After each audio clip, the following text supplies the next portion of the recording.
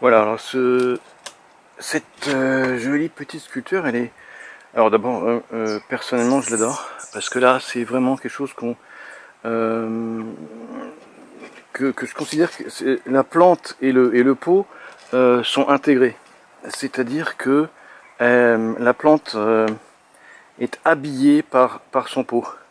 Vous voyez, en fait, les mouvements des racines épousent l'orifice supérieur, se reposent dessus et vont petit à petit, en fait, au fur et à mesure de leur croissance, complètement, oui, épouser son contenant. Le contenu épouse le contenant. Donc c'est une petite cascade ou semi-cascade. Pareil, alors très simple, c'est du grès haute température avec juste un petit peu d'huile d'oxyde. Et elle est vraiment... Alors c'est une plante assez âgée, très très bien sculptée. Voilà, donc ça c'est une œuvre intégrale. Partout, dans tous les sens où on peut la regarder, elle est magnifique. Bon là c'est mal filmé, hein, mais là le but est surtout de vous parler d'un souci que j'ai avec ce genre de plante. C'est que les parties les plus hautes dominent tout le temps les parties les plus basses. Et ça c'est un vrai souci. C'est un vrai souci quand on veut faire des cascades. Vous voyez que j'ai déjà plusieurs fois taillé en fait la partie haute, alors que je taille moins la partie basse. Tout ça parce que si je laisse comme ça, ces trois branches là vont tout dominer, vont partir, mais et vont dominer toute cette partie inférieure. Or, c'est indispensable que je possède toute cette partie inférieure. Alors bien sûr, il y a la possibilité finalement ça serait de se séparer de toute cette partie et de cultiver tout ça. Mais là, ça perd vraiment tout son charme parce que c'est très simple de faire ça. Et c'est beaucoup plus difficile d'avoir plusieurs étages comme ça, comme une cascade qui chute en fait, vous voyez, comme une vraie cascade d'eau. Hein. C'est pour ça que ça porte son nom, les cascades. Hein. C'est à l'image des cascades d'eau, enfin des plantes qui retombent en cascade, comme l'eau à côté sur une falaise. Alors, quand on a ça, qu'est-ce qu'il faut faire pour rééquilibrer, pour donner en fait plus de chance à la partie inférieure de repartir? Et ben, c'est de tailler plus souvent sur la partie haute, ce que j'ai fait là. Donc déjà je l'ai fait de nombreuses fois, donc là je recommence. Et de temps en temps, donc systématiquement tailler, en fait c'est tailler une fois sur deux que la partie haute en laissant la partie basse. Comme ça, pendant tout le moment où la partie haute, tout le moment qu'elle va perdre pour redébourrer, refabriquer de nouvelles feuilles, en fait la partie basse, elle est en pleine végétation, elle est en pleine puissance, donc elle se renforce. Maintenant, en bas, il va falloir quand même aussi de temps en temps la tailler, parce que sinon après en bas on aura au bout d'un moment que des branches longues, alors qu'en haut ça sera bien taillé, bien ramifié.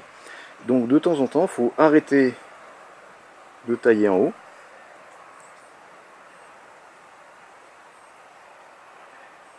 Enfin, ce que je veux dire, c'est qu'il faut, au moment où vous taillez en haut, c'est tailler en bas aussi. Voilà. Alors, une autre possibilité encore, hein, ça serait de supprimer cette branche qui, elle, est trop haute. Non, moi j'aimerais bien quand même avoir une ramification ici, là, à peu près au niveau de ce qui serait une jolie cime. Hein, mais si j'ai un souci, je pense que je pourrais sacrifier cette branche-là pour rééquilibrer, pour que en fait ces deux branches-là et ce groupe-là aient à peu près le même potentiel de tirage de sève. Donc, et cette fois-ci, là, il faut quand même que de temps en temps, il faut quand même que je le fasse parce que sinon après ça va être très laid. Et ben, tailler la partie inférieure.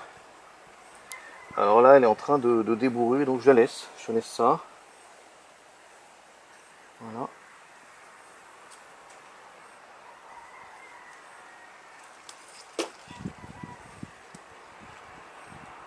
Non, je vais raccourcir ça davantage, voilà.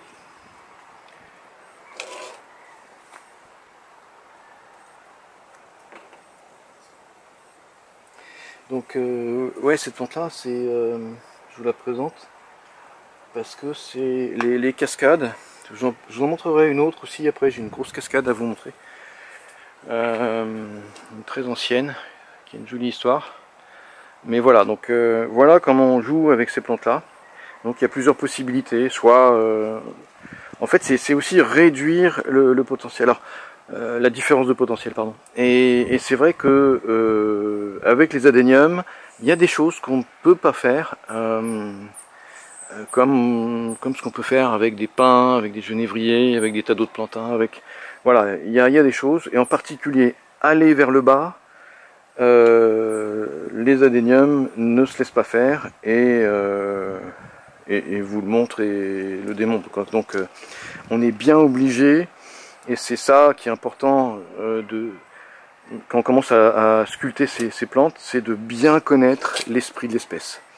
Voilà, et ce qui permet de bien connaître l'esprit d'espèce, c'est de chercher les limites, c'est de faire des bêtises, c'est d'essayer des choses, et puis on voit quelles sont les limites faisables, ce qu'accepte cette plante. Donc au fur et à mesure, on finit par bien être familier de l'esprit de cette espèce. Et voilà, c'est ce que j'espère pouvoir partager avec vous. Toutes ces années où moi il m'a fallu 3 ans pour comprendre quelque chose. Là je vous le dis, en 10 minutes c'est fait, vous le savez. Vous économisez 3 ans. Alors, la plante suivante, c'est une très jolie plante qui est d'ailleurs en fleurs là en ce moment. Mais voilà, il y a un petit peu de couleur là quand même. C'est toujours du bien. Hein. Jolie petite floraison. Alors elle, ça fait depuis longtemps. Alors elle a une très jolie forme. Et au final, ce qui nous intéresse, c'est ça. Hein, sur cette chaîne, ce que j'essaie de vous montrer, c'est pas les fleurs. Hein. Les fleurs, elles sont toujours jolies. Enfin toujours. On a rarement de mauvaises surprises. Après, il y en a des plus belles que d'autres, quoi. Mais l'objet de cette chaîne, c'est surtout de jouer avec la plante. C'est pas d'admirer bêtement des fleurs, quoi. C'est de jouer avec la plante. Pourquoi alors pourquoi il faut jouer avec les plantes et pas se contenter de contempler de jolies fleurs. Je vous le dirai pas aujourd'hui. Je vous le dirai petit à petit. Et quand je vous le dirai, c'est que je vous le dirai parce que vous aurez déjà pas mal d'autres connaissances. Voilà, donc aujourd'hui en fait lui, c'est ce qu'il faut que je fasse, c'est regarder ce qu'il y a en dessous, parce que là je voudrais jouer donc toute la partie, centrale, elle est parfaite.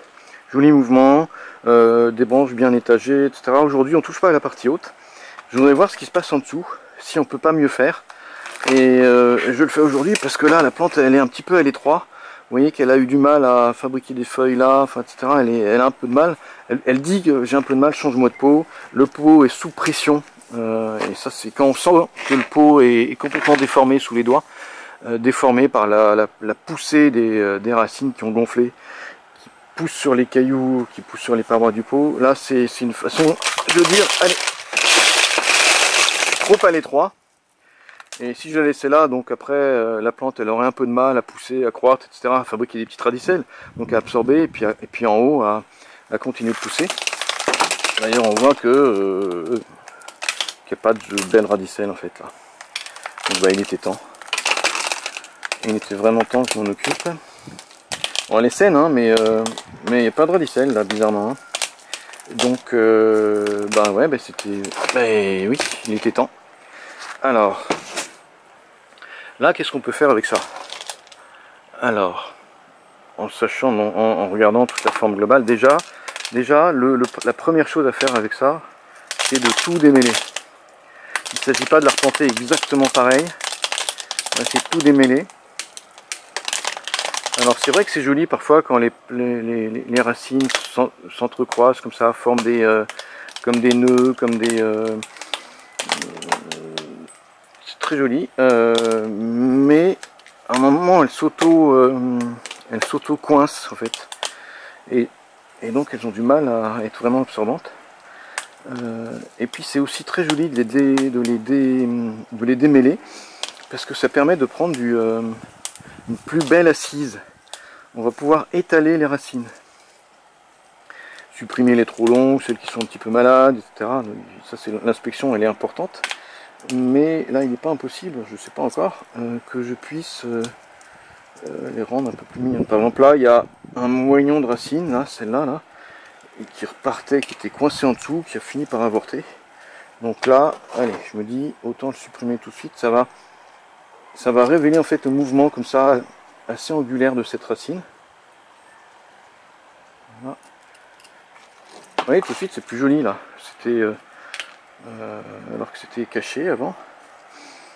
Vous voyez, peut-être cette racine aussi qu'il faudra supprimer. On va voir déjà, il faut démêler. On fait le point petit à petit.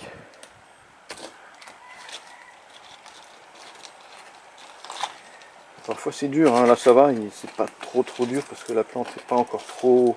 Les racines sont encore un petit peu souples. Pas toutes, hein. Là, ça c'est pas souple du tout ça. Mais les petites là sont encore toutes souples, on peut en faire ce qu'on veut.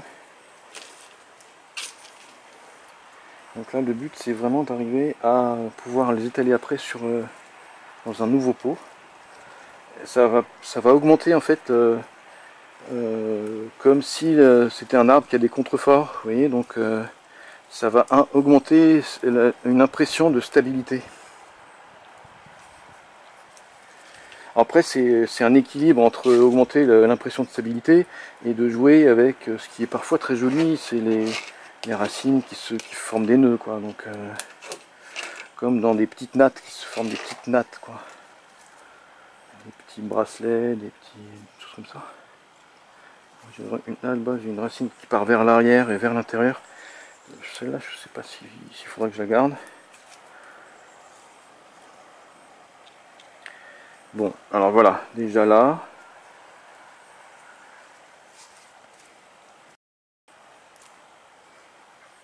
C'est un petit peu mieux.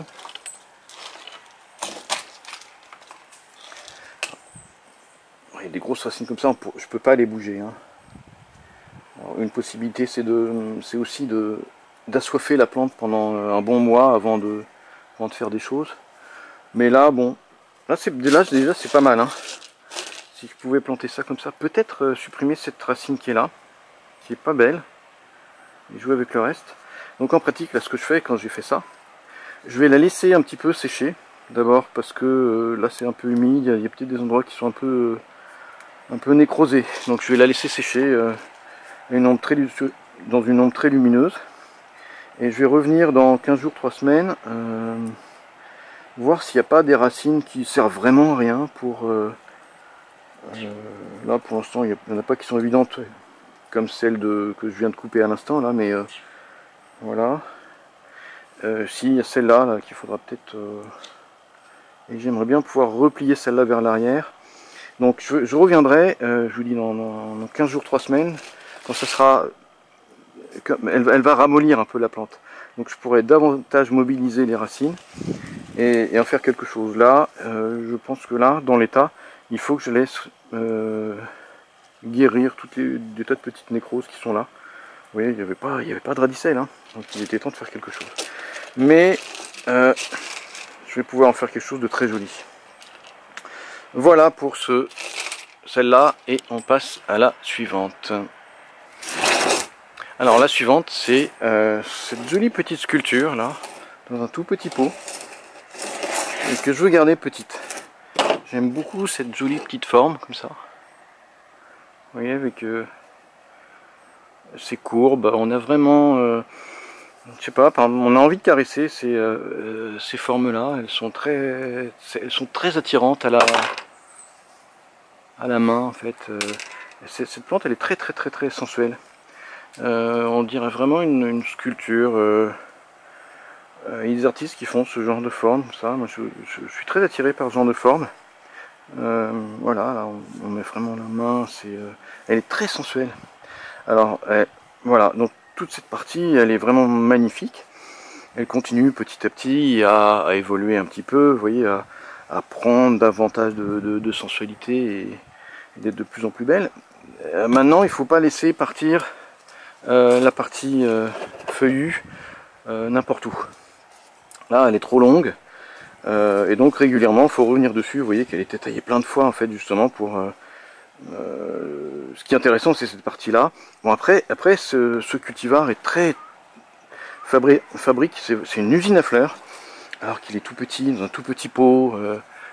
C'est vraiment, il est incroyable. Donc là, il vient de défleurir et il faut que je le recompacte à nouveau. Alors, on va le tailler très court ici. Voilà. Et puis là aussi, ça part trop loin. On va tenter là. On va tenter comme ça. Voilà. Et au besoin, je pourrais toujours à un moment. Là, je crois que je vais peut-être poser une petite ligature là pour ramener un peu ça comme ça. Dès que ça a débourré là. Et au besoin, un jour, peut-être, si je trouve ça trop long, je peux toujours revenir bien plus en arrière et retailler ici en fait. Ce qui sera immuable, c'est cette partie qui continue quand même hein, à se lisser, à devenir de plus en plus belle, plus dodue, plus mignonne, plus attractive. Mais c'est cette partie, ce sont les feuilles qui fabriquent ça. Hein. Donc c'est très très important de la maîtriser, de la maintenir. Voilà, vous avez vu, hein, c'est 10 secondes. Hein. 10 secondes. Et vous voyez qu'elle est capable de... Et alors j'aurais dû vous le montrer quand il y avait des fleurs, mais c'est une usine à fleurs. Elle fabrique des fleurs mais très grosses, très très belles, très très bien formées. Alors que c'est dans un tout petit contenant. Hein. Il y a certains adéniums qui sont des usines à fleurs.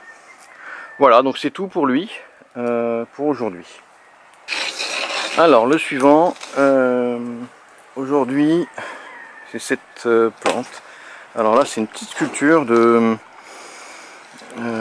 d'adénium. Alors ça, c'est un hybride au sein des adéniums arabicum que j'essaie de garder, mais très très très très compact. Et pour ça, aujourd'hui, je voudrais tailler toutes les branches qui sont trop longues. Je vais garder toutes celles qui sont courtes et ramifiées. Et il y a un très joli mouvement de la plante donc, qui se dirige comme ça,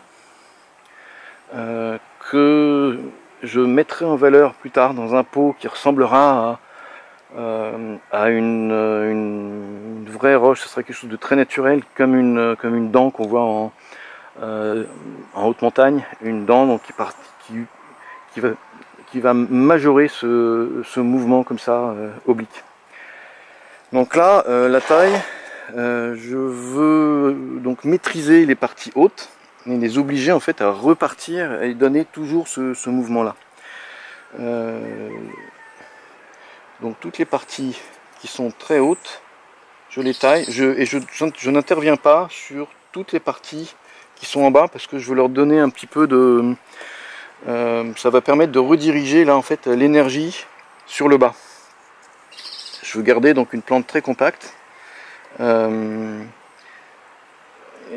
et très puissante, très vraiment retrouver cette idée là de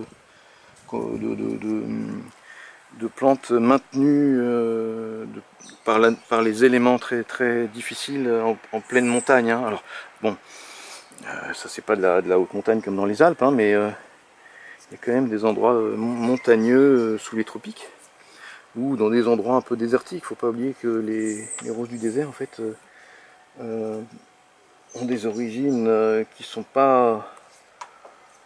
enfin on les trouve aujourd'hui dans des endroits qui sont pas du tout tropicaux. Donc là c'est assez rapide aujourd'hui. Alors je sais qu'il y a des fleurs, etc. Que ça fait mal au cœur, mais non. Non, ça fait pas mal au cœur.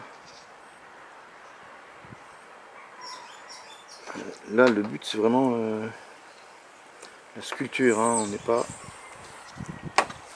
n'est pas là pour faire de la fleur. On est là pour sculpter les plantes.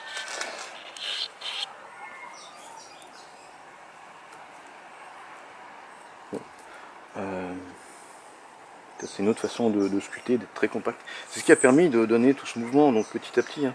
C'est pour ça que cette série de sculptural routine, vous voyez, c'est des choses très rapides qu'il faut faire régulièrement Et c'est ce qui permet d'imposer sa patte à la plante. Hein. À la plante, après, elle réagit en fonction de sa nature. Et c'est vrai que maintenant, moi je sais, il y a des choses, je sais les choses euh, pour lesquelles elle va bien réagir, qui lui poseront pas de problème. Les choses qui la rendent encore plus belle.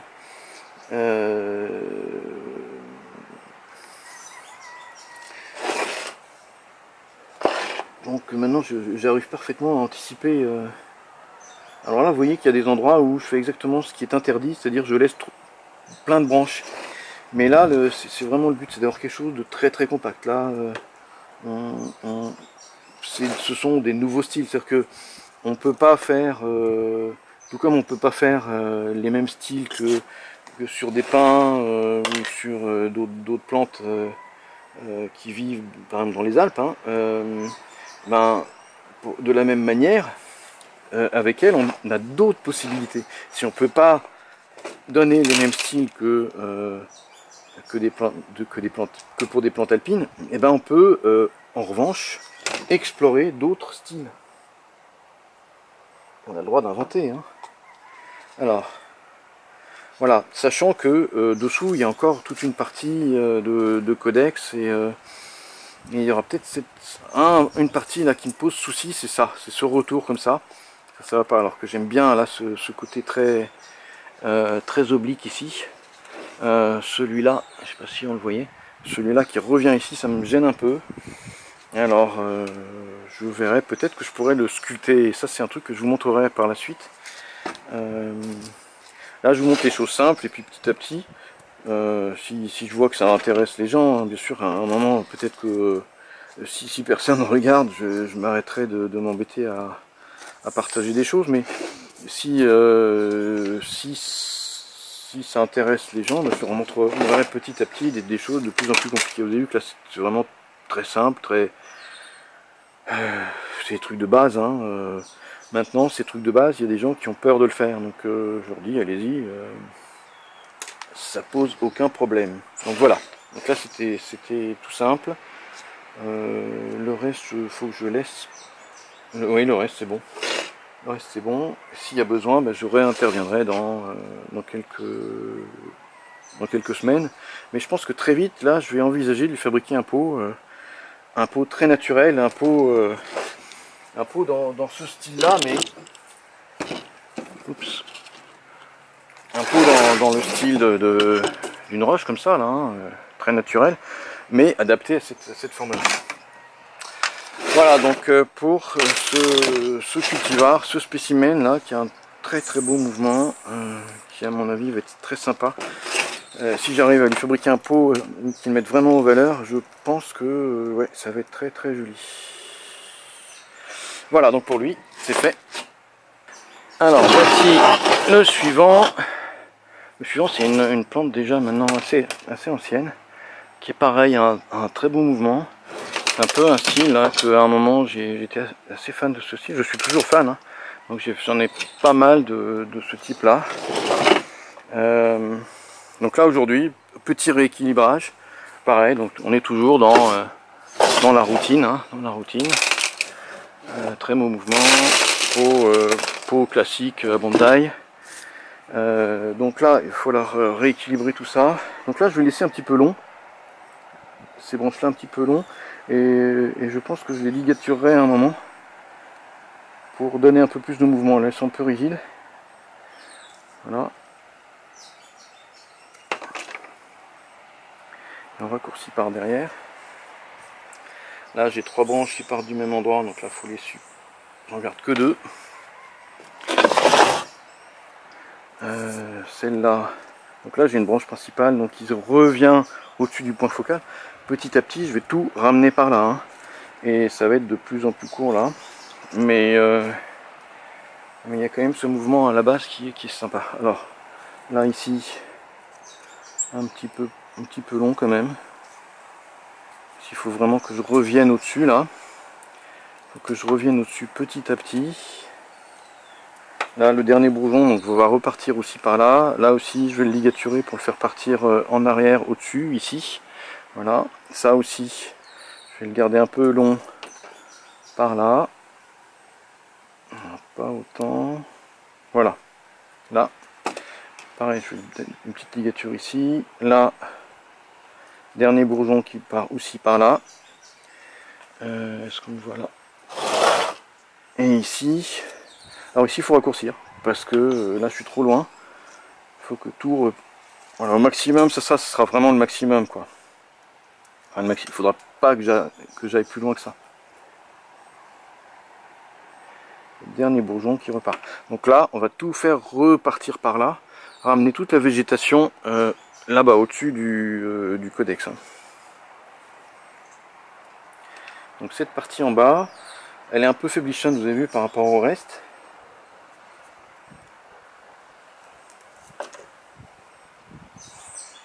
C'était le problème qu'on venait de voir là avec le demi-cascade. Alors...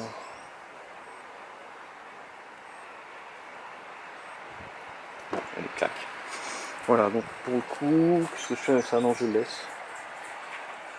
Non, je vais quand même le tailler. Allez hop. Hop.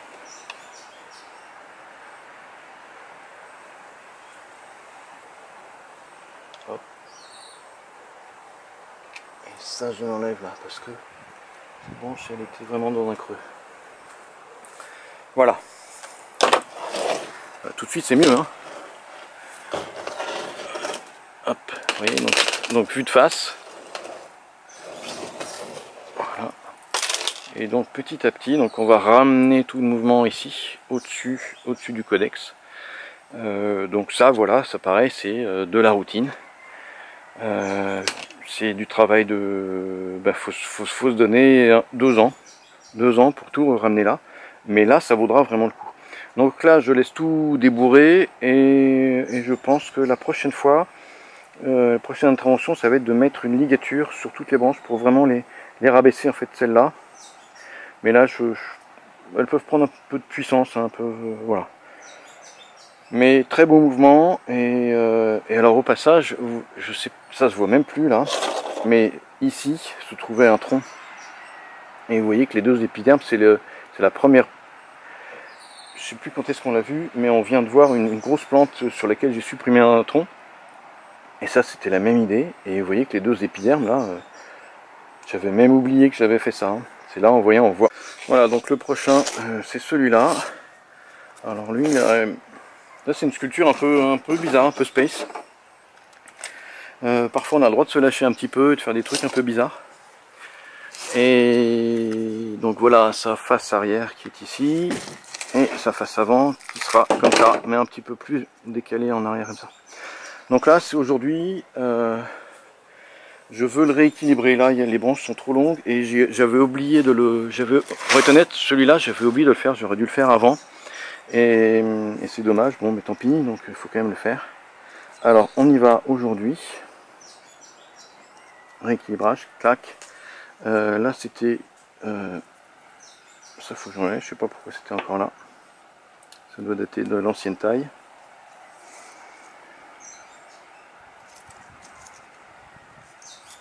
Voilà. J'avais un petit peu oublié cette pente dans un petit coin.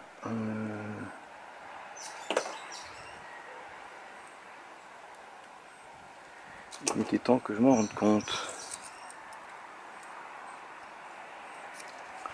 Voilà. Voilà. Rapide, efficace. Il était temps. Mais lui, je pense que je vous montrerai une prochaine fois au prochain rempotage parce que alors là, vous voyez qu'en fait, là, c'est vraiment, on en est au stade. La phase 1, bah, elle est finie. La phase 1, elle est finie. La phase 2, elle est finie aussi. La phase 3, elle est finie. Mais on est vraiment au début de ces 3 phases-là. Il reste tout le reste à faire. Hein.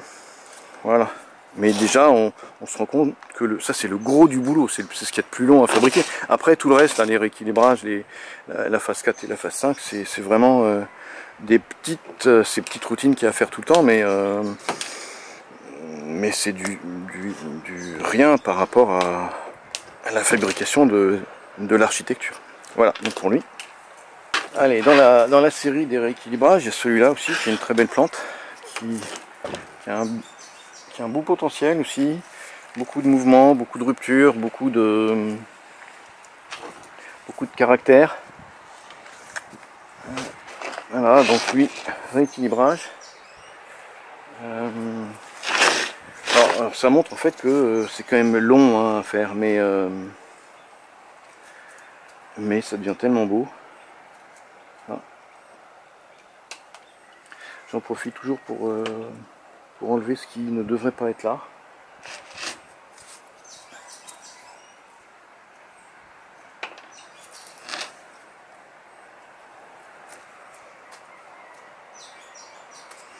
Ah oui, je ne le faisais pas en face de la caméra.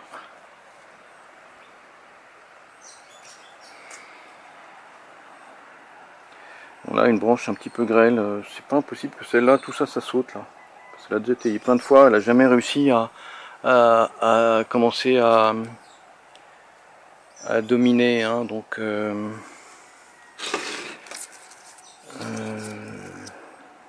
là une branche qui repart trop vers le haut, j'enlève.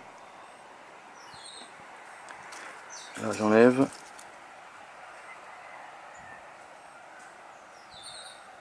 Ah, il y a mon appareil qui me dit que ça surchauffe, donc je me dépêche de finir ça. Hop. Puis je vais le laisser refroidir un petit peu. Voilà, rééquilibrage très rapide. Et les rééquilibrages, c'est vraiment le but de cette série là de Sculptural Routine. Peut-être qu'à un moment vous en aurez marre, mais soyez... Non, ça faut que je le... Non, je vais tout enlever là. Soyez patient, parce que ça c'est le plus important, voilà, c'est le plus important à comprendre pour faire vos plantes, et ensuite j'aborderai les trucs un peu plus compliqués.